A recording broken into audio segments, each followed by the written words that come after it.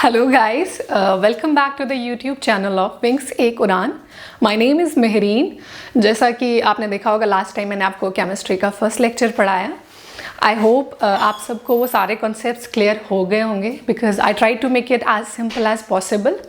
आज हमारा एक नया लेक्चर शुरू होगा जो उसके आगे जहाँ पे हमने स्टेट्स ऑफ मैटर की बात की थी, हमने सॉलिड्स के बारे में बात की थी, लिक्विड के बारे में बात की थी, गैस के बारे में बात की थी। और आज जो हमारा टॉपिक शुरू होगा वो बेसिकली स्टार्ट होगा कि हम जो ये सारे स्टेट्स हैं इनको आपस में इंटर कन्वर्ट कैसे करेंगे। सो बेसिकली जो हमारा चैप्टर आज जो स्टार्ट होगा ये यहाँ से होगा, change of state of matter. So जैसे कि आप देख रहे हो लैंग्वेज क्या बोल रही है कि हमें मैटर के स्टेट्स को एक से दूसरे में चेंज कैसे करना है। आपको ये चीज़ अब क्लियर होगी कि स्टेट्स ऑफ मैटर हमारे पास कौन से हैं, सॉलिड्स हैं, लिक्विड्स हैं, गैस हैं। तो हमें सॉलिड को लिक्विड या लिक्विड को सॉलिड या लिक्विड को गैस और गैस को लिक्विड कैसे बनाना है, उसके लिए हमें क्या करना पड़ेगा आज हम वो पढ़ेंगे। ऑलराइट गाइस, सो मैंने फर्स्ट चीज़ जो यहाँ पर लिखी हुई है, it's by changing temperature. Alright, by changing temperature. Temperature change करने से हम मैटर के किसी स्टेट को एक स्टेट से दूसरे स्टेट में चेंज कैसे कर सकते हैं। दूसरा पॉइंट है प्रेशर बदलने पे, बाय चेंजिंग प्रेशर। प्रेशर के बदलने पे हमारा जो मैटर का स्टेट है वो एक फॉर्म से दूसरे फॉर्म में कैसे आएगा। So the main points are कि अगर आपको मैटर का स्टेट चेंज करना है तो आपके पास दो तरीके हैं। पहला है आप उसका टेम्परेचर चेंज कर दीजिए अकॉर्डिंगली, और दूसरा है आप उसका प्रेशर चेंज कीजिए। तो हम डिटेल में पढ़ेंगे कि आपको अगर टेम्परेचर चेंज करना है तो कैसे आप सॉलिड को लिक्विड, लिक्विड को गैसियस स्टेट में ला सकते हो, और आगे हम पढ़ेंगे कि प्रेशर के चेंज करने पे आपका चेंज कैसे आता है। Alright, so let's start. By changing temperature में सबसे पहला पॉइंट मैंने डाला है melting point. Okay, so what is melting point. हम मेल्टिंग पॉइंट को डिफाइन करते हैं कि मेल्टिंग पॉइंट वो टेम्परेचर है, मेल्टिंग पॉइंट वो टेम्परेचर है जिसपे आपका जो सॉलिड है वो किस में चेंज हो जाता है, वो लिक्विड में चेंज जाता है। लेकिन यहाँ पर एक बात आपको नोट करने की ज़रूरत है, ये जो प्रोसेस हो रहा होता है ये एटमॉस्फेरिक प्रेशर के अंडर हो रहा होता है। So the right definition is melting point वो टेम्परेचर है जिसमें आपका जो सॉलिड है वो लिक्विड के अंदर चेंज होता है लेकिन एटमॉस्फेरिक प्रेशर के अंदर। So what is atmospheric pressure.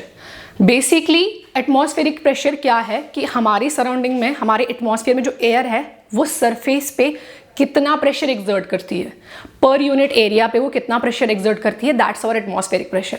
सो जो नॉर्मली हमारे अराउंड जो एयर का प्रेशर होता है, ये मेल्टिंग पॉइंट उसी प्रेशर के अंडर जो है आप ये मेल्टिंग पॉइंट चेक कर सकते हो। सो मेल्टिंग पॉइंट हमारे पास क्या है, ये वो टेम्परेचर है जिसमें आप जो है सॉलिड को लिक्विड में चेंज कर सकते हो, लेकिन कौन से प्रेशर पे, atmospheric pressure. This is very needed, atmospheric pressure, please note it down. आगे मैंने लिखा है लेटेंट हीट ऑफ फ्यूजन। ये बेसिकली आपको मेल्टिंग पॉइंट के अंदर ही याद रखना पड़ेगा, latent heat of fusion. Latent heat of fusion बोलने से पहले मैं आपको एक एग्जाम्पल समझाने की कोशिश करूंगी, शायद आपको वहां से क्लियर हो कि हम लेटेंट हीट ऑफ फ्यूजन के बारे में क्यों पढ़ते हैं। आप देख सकते हो मैंने यहाँ पे एक जार लिया है, एक कंटेनर लिया है। कंटेनर के अंदर हम ये जो एक्सपेरिमेंट है ये हम लैब में कर सकते हैं, घर पे कर सकते हैं। कंटेनर के अंदर हम लेंगे आइस क्यूब्स लेंगे। ओके, उसके बाद हम इस कंटेनर के अंदर जो है एक थर्मोमीटर डाल देंगे। थर्मोमीटर आपको पता है जिससे टेम्परेचर नोट डाउन करते हैं। जैसे यूजुअली आप देख सकते हो कोई बीमार होता है तो जो बॉडी टेम्परेचर होता है वो थर्मोमीटर से मेजर किया जाता है। तो हम इस आइस, जो हमने आइस रखा कंटेनर में, इसमें हम थर्मोमीटर पुट करेंगे और इसका हम टेम्परेचर चेक करेंगे। सिंस ये आइस है तो टेम्परेचर क्या होगा, 0 डिग्री सेल्सियस होगा। राइट, आइस है तो टेम्परेचर इसका क्या होगा, 0 degree Celsius. That's clear, right. After that मैं इस कंटेनर को जो है इसको मैं हीट करना स्टार्ट करूंगी। मैंने यहाँ पे लिखा है मैं इसको हीट करना स्टार्ट करूंगी। Very common, like common sense कि आप आइस को रखो एक कंटेनर के अंदर, कंटेनर को आप हीट करोगे तो क्या होगा, obviously ice will start melting. Right, ice will start melting. और आइस पहले सॉलिड स्टेट था और अब जब मेल्ट होया तो क्या बना, लिक्विड बना। मतलब पानी हमारा लिक्विड है, आइस हमारा सॉलिड फॉर्म में था। तो यहाँ पर आप देख रहे हो कि लिक्विड जो यहाँ पे जो आपका सॉलिड है वो लिक्विड में चेंज हो रहा है। Eight atmospheric pressure. तो ये मेल्टिंग पॉइंट तो हुआ, राइट। लेकिन एक और चीज़ आप नोट कर सकते हो, ये जो थर्मोमीटर आपने इस कंटेनर के अंदर डाला होगा, इस थर्मोमीटर का स्टार्टिंग में आपने टेम्परेचर नोट किया था, ऑलराइट। स्टार्टिंग में आपने टेम्परेचर नोट किया था तो it showed it was just 0 degree Celsius. लेकिन जब आप हीट कर रहे हो, like you were giving heat continuously, ice was melting but the temperature was still 0 degree Celsius. Though ice was melting into liquid but हमारा temperature जो है thermometer अभी भी 0 डिग्री सेल्सियस ही शो कर रहा था। तो ऐसा क्यों हुआ? ऐसा इसलिए हुआ क्योंकि हमारे पास एक टर्म आती है लेटेंट हीट ऑफ फ्यूजन। तो ये लेटेंट हीट ऑफ फ्यूजन क्या कहती है? लेटेंट हीट ऑफ फ्यूजन कहती है कि जब भी आप सॉलिड को लिक्विड में ट्रांसफॉर्म करोगे, एक 1 kg सॉलिड को, पर्टिकुलरली 1 kg सॉलिड, यहां पर मैंने सिर्फ लिखा था सॉलिड, यहां पे मैं बोल रही हूं 1 kg सॉलिड, वो हीट जो पर kg सॉलिड को चाहिए होगी उसके लिक्विड स्टेट में आने के लिए एट एटमॉस्फेरिक प्रेशर। सिंपल बात में बोलूं तो ये थर्मोमीटर का टेम्परेचर इसलिए नहीं बढ़ रहा है बिकॉज पर केजी आइस को जो हीट चाहिए ट्रांसफॉर्म करने में वो लेटेंट हीट ऑफ फ्यूजन है। मतलब आइस जो है वो हीट एब्जॉर्ब कर रहा है अपना स्टेट जो है बदलने के लिए। तो इस हीट का नाम दिया जाता है latent heat of fusion. Latent heat of fusion basically वो हीट है, again latent heat of fusion basically वो हीट है जो हमें चाहिए होती है 1 kg सॉलिड को उसके लिक्विड स्टेट में चेंज करने के लिए। और मेल्टिंग पॉइंट और इसमें डिफरेंस क्या रहेगा, यहां पर हम बात करते हैं सॉलिड की, directly solid, we are not talking about any particular amount of solid, like no 1 kg no 2 kg, it's just whole solid. किसी भी सॉलिड को लिक्विड में चेंज करने के लिए कितना टेम्परेचर लगता है, लेकिन 1 kg सॉलिड जब लिक्विड की फॉर्म में आ रहा होता है वो क्या करता है, वो पहले हीट एब्जॉर्ब करता है। दैट्स वाई जब हम इसको यहाँ पर हीट दे रहे हैं तो यहाँ पे थर्मोमीटर का जो आपका टेम्परेचर वो नहीं बढ़ रहा है। वो क्यों नहीं बढ़ रहा है? क्योंकि वो आइस जो है वो एब्जॉर्ब कर रहा है अपना स्टेट चेंज करने के लिए। I hope this is clear because I try to make it very simple. ये जो एग्जाम्पल है ये बहुत सिंपल से करने की कोशिश की है मैंने। दूसरा है हमारा बॉइलिंग पॉइंट। अभी हम पढ़ रहे हैं ये बाय चेंजिंग टेम्परेचर, कि टेम्परेचर चेंज करने से हम स्टेट ऑफ मैटर कैसे बदल सकते हैं। तो हमारा दूसरा जो है it's boiling point. Boiling point में क्या है, बॉइलिंग पॉइंट में मैंने डेफिनेशन लिखी है, ये वो टेम्परेचर है जिसमें आपका लिक्विड जो है वो बॉइल करके किस में चेंज होता है, वेपर्स में। That temperature which is required to change the liquid to form vapours at atmospheric pressure. Again, atmospheric pressure, I will repeat it. Atmospheric pressure means जो हमारी सराउंडिंग में जो एयर है वो जो प्रेशर एग्जर्ट करता है against surface per unit area, वो हमारा एटमॉस्फेरिक प्रेशर रहता है। जिसमें सपोज मैं हूँ, आप हो, राइट ना, वो हमारी सराउंडिंग में जो प्रेशर है दैट्स एटमॉस्फेरिक प्रेशर। इसके बाद सॉरी एक और मैंने एग्जाम्पल यहाँ पर ली है। Since we will be talking about latent heat of vaporisation, तो मैं लेटेंट हीट ऑफ वेपोराइजेशन से पहले आपको एक और एग्जांपल बताना चाहती हूँ। मैंने यहाँ पर एक और कंटेनर लिया है, शायद आपको पूरा विजिबल नहीं होगा। एक कंटेनर लिया मैंने, कंटेनर के अंदर मैंने पानी लिया और पानी को जो है मैंने हीट करना स्टार्ट किया। ओके, पानी को मैंने हीट करना स्टार्ट किया। आपको पता होगा वाटर का जो बॉइलिंग पॉइंट है वो 100 डिग्री सेल्सियस है। तो जब मैंने वाटर को हीट करना शुरू किया 100 डिग्री सेल्सियस पे आने के बाद आपका जो वाटर है वो वेपर फॉर्म में आता है। और मैंने इसमें थर्मोमीटर कॉन्टिन्यूसली रख दिया। जब थर्मोमीटर में मुझे 100 डिग्री सेल्सियस टेम्परेचर आया उस टाइम पे मुझे ये पता चला ओके अब जो है मेरा जो लिक्विड है अब वो चेंज होने लगेगा वेपर्स में, क्योंकि वाटर का बॉइलिंग पॉइंट 100 डिग्री सेल्सियस है। और आगे मैं हीट देती रही, ऑलराइट, हमारी हीट यहाँ से कंटिन्यू रहेगी कंटेनर में, आपका वाटर जो है वो वेपर में चेंज होता रहा। लेकिन एक और चीज़ आप देखोगे, ये जो थर्मोमीटर है, थर्मोमीटर में 100 डिग्री सेल्सियस से आगे टेम्परेचर नहीं जाएगा। This is like for you, अगर आप ये एक्सपेरिमेंट करोगे you must feel it like strange. अगर आपको कंसेप्ट से अवेयर नहीं हो आपको ये स्ट्रेंज चीज़ लगेगी कि थर्मोमीटर अगर 100 डिग्री सेल्सियस पे पहुंच रहा है, मैं अभी भी हीट दे रहा हूं, तो 100 डिग्री सेल्सियस से आगे क्यों नहीं बढ़ रहा है? वजह क्या है? वजह है latent heat of vaporisation. Latent heat of vaporisation वो हीट होती है जो 1 kg लिक्विड को चाहिए होती है ताकि वो वेपर स्टेट में आए। यानी ये कि यहाँ पर जो आप वाटर है उसको हीट तो कर रहे हो, आगे भी हीट दे रहे हो, लेकिन वो जो हीट है वो पर केजी वाटर जो है वो रिक्वायर कर रहा है वो अपने वेपर फॉर्म में आने के लिए। This is the reason why thermometer is not showing any change in the temperature. Okay, so boiling point वो टेम्परेचर जिसमें आपका लिक्विड जो है वो बॉइल करता है अपने वेपर स्टेट में आने के लिए eight atmospheric pressure. Okay, and next is latent heat of vaporisation. ये आपको बॉइलिंग पॉइंट के साथ याद रखना है। और लेटेंट हीट ऑफ वेपोराइजेशन जो है ये वो हीट है जो 1 kg लिक्विड को चाहिए होती है। जिस तरह वहाँ पे 1 kg सॉलिड को चाहिए होती थी लिक्विड स्टेट में आने के लिए, यहाँ पर 1 kg लिक्विड को चाहिए होती है किस में आने के लिए, गैसियस स्टेट में आने के लिए eight atmospheric pressure. Okay, next मैंने लिखा है सब्लिमेशन। हम चेंजिंग टेम्परेचर के बारे में बात कर रहे हैं, तो सब्लिमेशन जो है, सब्लिमेशन ये क्या है, मतलब इसका और टेम्परेचर का और स्टेट ऑफ मैटर चेंज होने का क्या लिंक है। सब्लिमेशन मैंने यहाँ पे डेफिनेशन देख सकते हो, change of solid directly to vapours on heating and vapours into solid on cooling. यानी सॉलिड को डायरेक्टली चेंज किया मैंने वेपर में, कब, हीट करने पे, एंड वेपर को वापस चेंज किया मैंने सॉलिड में ऑन कूलिंग। मतलब सॉलिड से डायरेक्टली गैसियस स्टेट आ रहा है, there is no liquid state in between.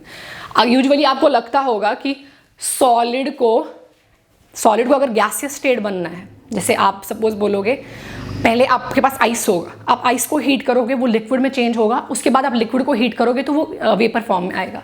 लेकिन सब्लिमेशन हमारे पास एक और चीज़ है जहाँ पर आप जो है सॉलिड को जब हीट करोगे वो डायरेक्टली किस में चेंज हो जाएगा, वेपर्स में, और जब आप वेपर्स को कूल डाउन करोगे वो डायरेक्टली किस में चेंज हो जाएगा, सॉलिड में।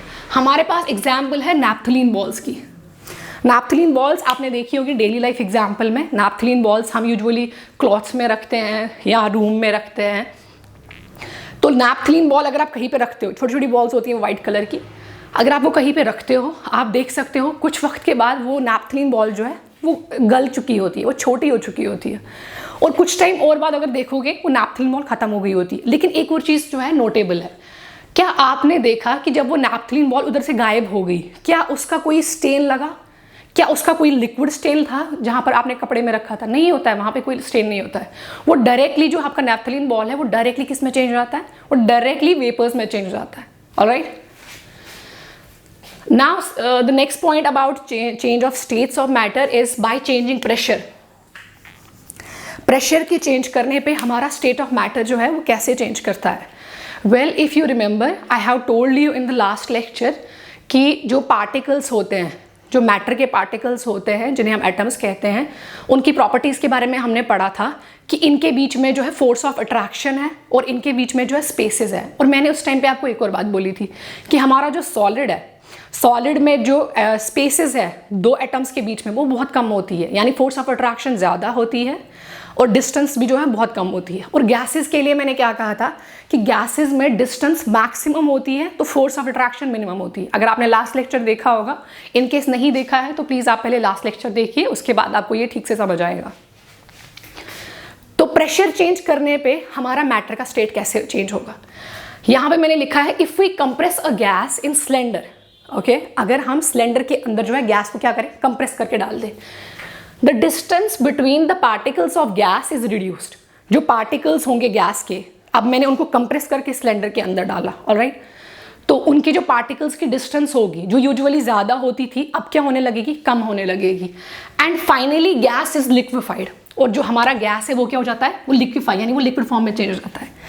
जब हम गैस को कंप्रेस करके एक सिलेंडर के अंदर डालते हैं, जो पार्टिकल्स के बीच में डिस्टेंस होती है वो क्या हो जाती है, वो कम हो जाती है।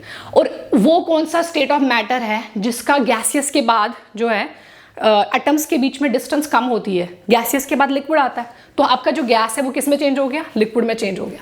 और अगर आप इसी गैस को जो आपको लिक्विफाई हो चुकी है सिलेंडर के अंदर, अगर आप इसी को जो है अलाउ करोगे एक्सपैंड, मतलब इसको जगह दोगे फैलने के लिए, ऑलराइट, अगर आप इसी जो गैस को है जगह दोगे फैलने के लिए, एक और चीज़ आप देख सकते हो अब यहाँ पे, जब आपने एक्सपैंड करने के लिए अलाउ किया गैस को जो लिक्विफाई हो चुका है, जो आपके पार्टिकल्स हैं वो अल्टीमेटली एंड ऑटोमेटिकली उनके बीच में डिस्टेंस बढ़ जाएगी।